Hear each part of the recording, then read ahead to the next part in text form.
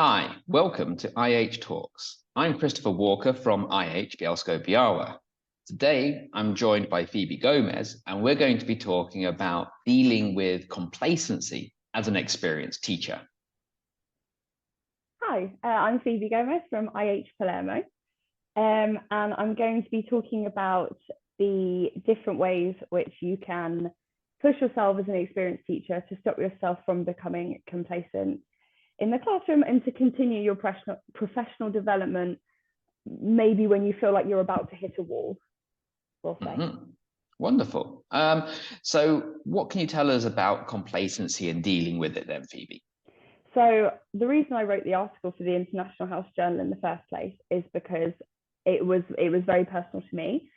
I feel like the last 3 years have been very much about dealing with a lot of uncertainty due to the pandemic, obviously, and a lot of last minute changes when it comes to things like suddenly teaching online unexpectedly, dealing with students in hybrid.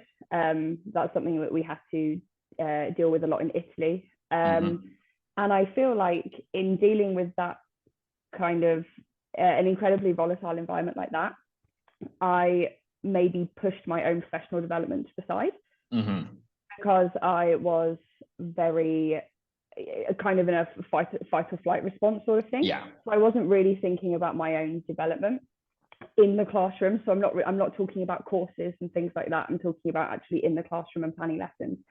And then suddenly to come, this school year has been lovely actually, because it's been the first year for me where it's been normal in that we're teaching face to face. There's no social distancing, there's no masks. And I was, I've been planning my face-to-face lessons and I thought, oh, wow, this is the first time I've done this for a while, like this normally. But then I suddenly realized that I did do a lot of the same sort of thing when it came to planning activities and delivering lessons. And it just sort of got me thinking about ways that you can kind of keep yourself engaged as a teacher when you feel like you're hitting a wall of complacency, we'll say. So you've got lots of different ways in which you can tackle that sense of complacency. Amongst those, which is your personal favorite? So I'm going to have to choose two, but they kind of go hand in hand with each other. So the first one would be to push yourself. When I say push yourself, I mean give yourself a new challenge. For me, I've been very fortunate that I've only ever worked for International House, so that's been very well supported by various directors of studies and senior teachers, etc. But I think kind of for me, I don't know, for example, taking on a new level or age group that you've never taught before. And I am the sort of person who sometimes I don't always ask for these things.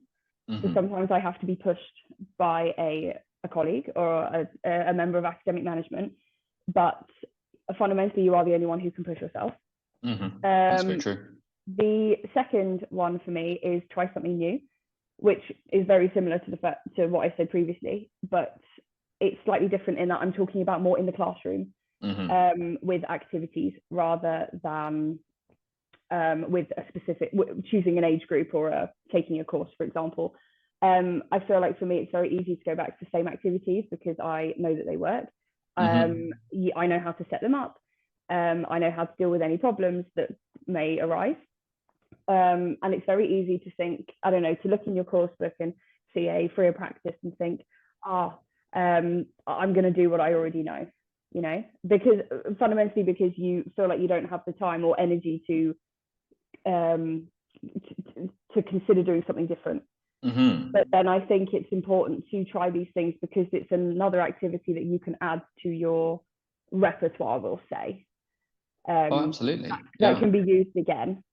Yeah. Oh, that's brilliant. So I suppose this also protects a little bit against what we call the curse of knowledge, doesn't it? Where if you're teaching the same level, the same sort of subject background year in, year out, you develop a kind of almost a shorthand way of explaining certain grammar points. So if you're always teaching C1 advanced and conditionals comes up, you can just kind of click your fingers and there's a conditionals lesson and everything's what you think of as easy. But as you say, if you try some if you push yourself to try a level that you're less familiar with, you might suddenly discover that actually you're testing your own understanding of the fundamentals of grammar, because you're teaching people who have not met conditionals before, perhaps if they're at a lower level, something like that.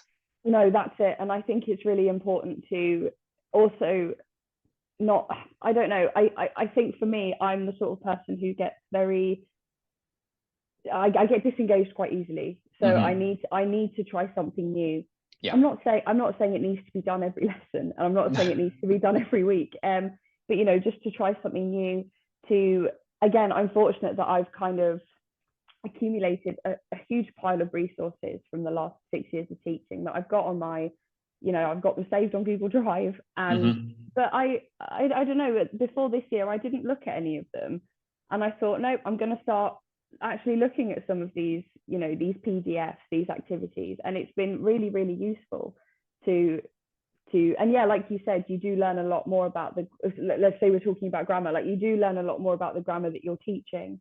And I also think generally students do react very well when you try something new.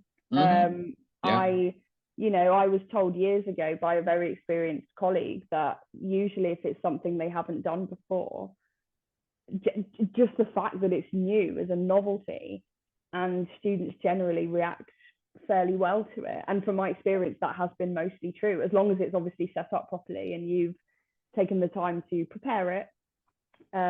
Yeah, absolutely. Wow. So if I can summarize then, Phoebe, there are many different things that we can do to prevent ourselves from becoming complacent, or to get back on the right track with professional development after, like you say, such a traumatic period as the pandemic.